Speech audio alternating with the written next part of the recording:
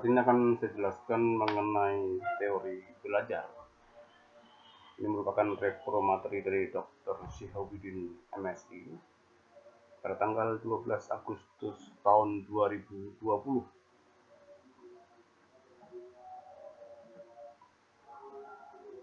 Definisi dari teori secara umum adalah analisis hubungan antara fakta yang satu dengan fakta yang lain pada sekumpulan fakta-fakta. Belajar merupakan aktivitas sadar yang dilakukan oleh manusia sebagai individu dalam berinteraksi dengan lingkungannya. Dan pembelajaran merupakan suatu proses interaksi antar peserta didik dengan pendidik dan sumber belajar pada suatu lingkungan belajar. Sementara, motivasi adalah sebuah dorongan, hasrat ataupun minat yang begitu besar di dalam diri untuk mencapai suatu keinginan, cita-cita, dan tujuan tertentu. Berikutnya, kita akan bahas mengenai teori belajar. Teori belajar adalah teori yang pragmatik dan eklektik. Teori dengan sifat demikian ini hampir dipastikan tidak pernah mempunyai sifat ekstrim. Tidak ada teori belajar yang secara ekstrim memperhatikan aspek mahasiswa saja, atau mementingkan aspek dosen saja, atau kurikulum saja, dan lain-lain. Teori belajar ini menurut para ahli aliran psikologi dibagi menjadi 5 aliran. Yang pertama, aliran atau mazhab tingkah laku. Yang kedua, aliran kognitif. Yang ketiga, aliran humanistik. Yang keempat, aliran konstruktivistik. Dan yang kelima, aliran sibernetik. Kita akan bahas satu persatu. Aliran yang pertama merupakan aliran atau mazhab tingkah laku. Ini merupakan salah satu aliran yang mendeskripsikan bahwa belajar merupakan aktivitas yang dapat mengubah perilaku individu, dan perilaku tersebut dapat dipelajari dan dijelaskan secara ilmiah sebagai respon terhadap stimulus yang diberikan. Dan yang kedua, aliran kognitif merupakan salah satu aliran yang mendeskripsikan bahwa belajar merupakan proses berpikir di balik tingkah laku yang terjadi atau perubahan persepsi dan pemahaman.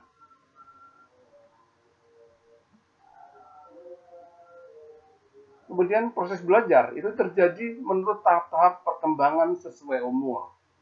Tahap-tahapnya adalah pertama, asimilasi atau penyesuaian pengetahuan baru dengan struktur kognitif yang sudah ada. Kemudian tahap berikutnya, akomodasi, penyesuaian struktur kognitif mahasiswa dengan pengetahuan baru. Dan yang terakhir, ekuilibrasi atau penyeimbangan mental setelah terjadi proses asimilasi atau akomodasi.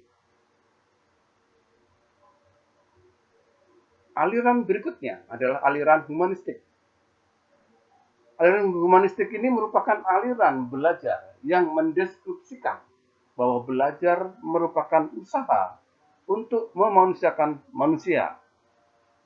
Kemudian, proses belajar dianggap berhasil jika pembelajar memahami lingkungannya dan dirinya sendiri. Aplikasi teori belajar humanistik dalam proses belajar mengajar. Dalam prakteknya, cenderung mendorong mahasiswa untuk berpikir induktif, dari contoh ke konsep, dari konkret ke abstrak, dari khusus ke umum, dan sebagainya. Teori ini mementingkan faktor pengalaman, adanya keterlibatan aktif mahasiswa di dalam proses belajar mengajar. Aplikasinya melalui tahap-tahap sebagai berikut. Pertama, menentukan tujuan instruksional. Yang kedua, menentukan materi pelajaran.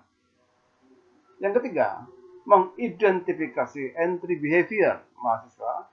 Dan yang terakhir, mengidentifikasi topik-topik yang memungkinkan mahasiswa mempelajarinya secara aktif, dan seterusnya.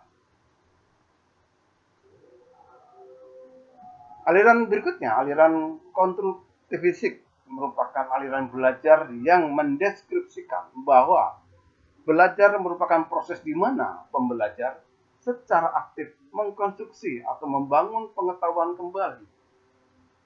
Gagasannya atau konsep baru didasarkan atas pengetahuan awal yang telah dimilikinya. Kemudian aliran yang terakhir atau aliran yang kelima, aliran sibernetik, disebutkan bahwa belajar adalah pengolahan informasi. Sistem informasi menentukan terjadinya proses belajar. Dalam aliran ini disebutkan bahwa pendekatan belajar algoritmik menuntut mahasiswa berpikir sistematis, tahap demi tahap, linear menuju ke suatu target tertentu, atau seperti memahami rumus matematika.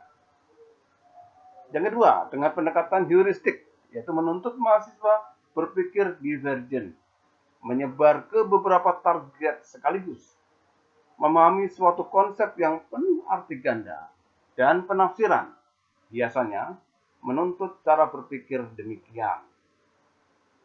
Yang ketiga, tipe holis, cenderung mempelajari sesuatu dari tahap yang paling umum ke tahap yang lebih khusus. Yang keempat, tipe serialis, yaitu cenderung berpikir secara algoritmik. Aplikasi teori belajar sibernetik dalam proses belajar mengajar.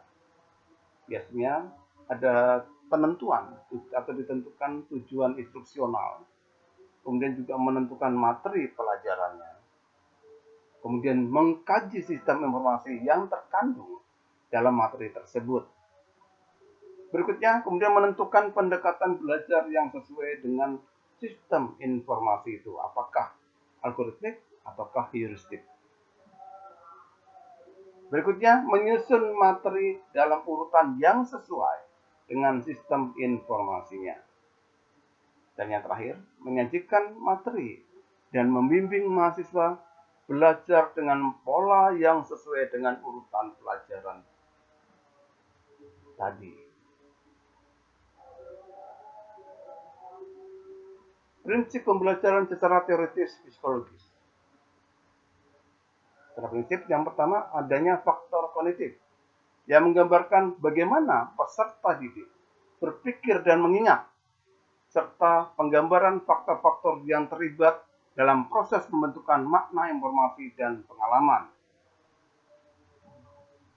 Prinsip yang kedua, adanya faktor afektif yang menggambarkan bagaimana keyakinan emosi dan motivasi mempengaruhi cara seseorang menerima situasi pembelajaran. Seberapa banyak orang belajar dan usaha yang mereka lakukan untuk mengikuti pembelajaran. Kondisi emosi seseorang, keyakinannya tentang kompetensi pribadinya, harapannya terhadap kesuksesan, minat pribadi, dan tujuan belajar, semua itu mempengaruhi bagaimana motivasi peserta didik untuk belajar.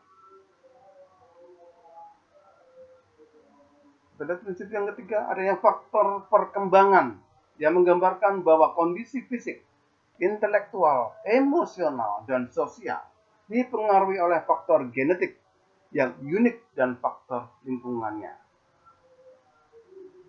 Yang keempat, adanya faktor pribadi dan sosial yang menggambarkan bagaimana orang lain berperan dalam proses pembelajaran dan cara-cara orang belajar dalam kelompok.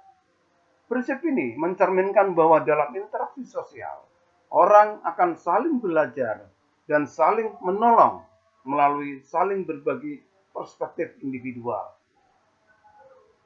Dan yang kelima, faktor perbedaan individual yang menggambarkan bagaimana latar belakang individu yang unik dan kapasitas masing-masing berpengaruh dalam proses pembelajaran di masyarakat.